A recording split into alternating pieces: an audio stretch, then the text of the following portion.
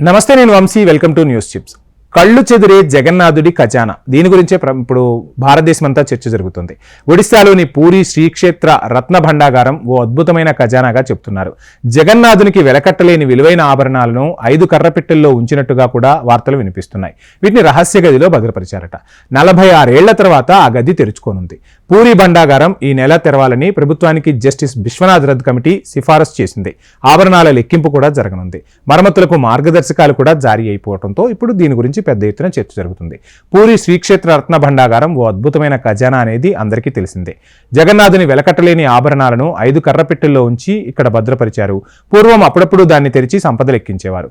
78 తర్వాత అసలు దాన్ని తెరవనే లేదు. దీంతో ఆ భండాగారంపై వివాదాలు ఎన్నో తలెత్తాయి.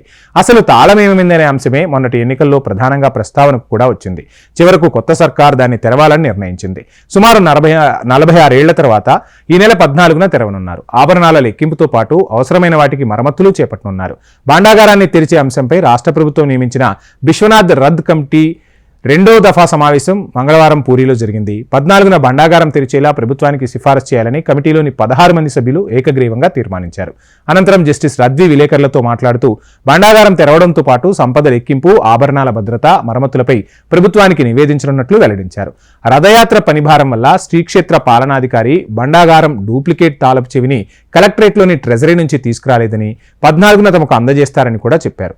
దాంతో తెరుచుకోకపోతే తాళం కప్పను పగలగొట్టి తలుపులు తెరవనున్నట్లు కూడా స్పష్టం చేశారు.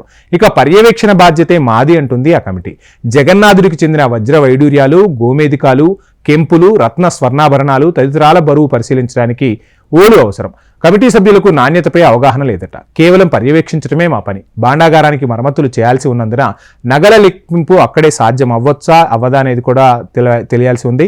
సంపదను మరో చోటికి తరలించడం కష్టమే అంటున్నారు.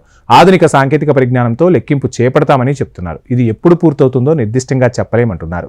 అప్పటి వరకు సంఘ సభ్యులందరూ శాకాహారం భుజిస్తూ నియమనిష్టలతో ఉంటారట. స్వామివారి దర్శనాలకు భక్తులు ఇబ్బంది పడకుండా ఆలయ పాలకవర్గం, ప్రభుత్వం ప్రత్యేక చర్యలు తీసుకుంటాయని కూడా పేర్కొన్నారు.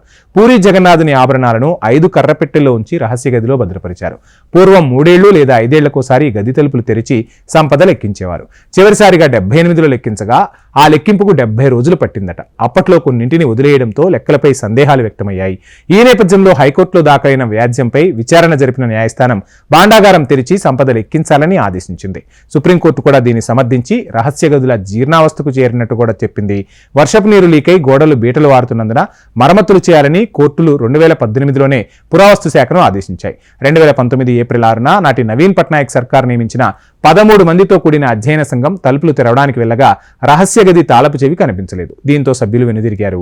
తర్వాత మరమ్మతులకు ఎలాంటి చర్యలు తీసుకోవాలో, గోడలు బీటలు వారుతున్నందున ఏం చేయాలనే దానిపై ఆదేశాలు వెలువడినట్టు తెలుస్తుంది. ఈసారి ఖచ్చితంగా దీనిపై ఒక నిర్ణయం అయితే తీసుకునే దిశగానే అడుగులు పడుతున్నట్టుగా తెలుస్తుంది.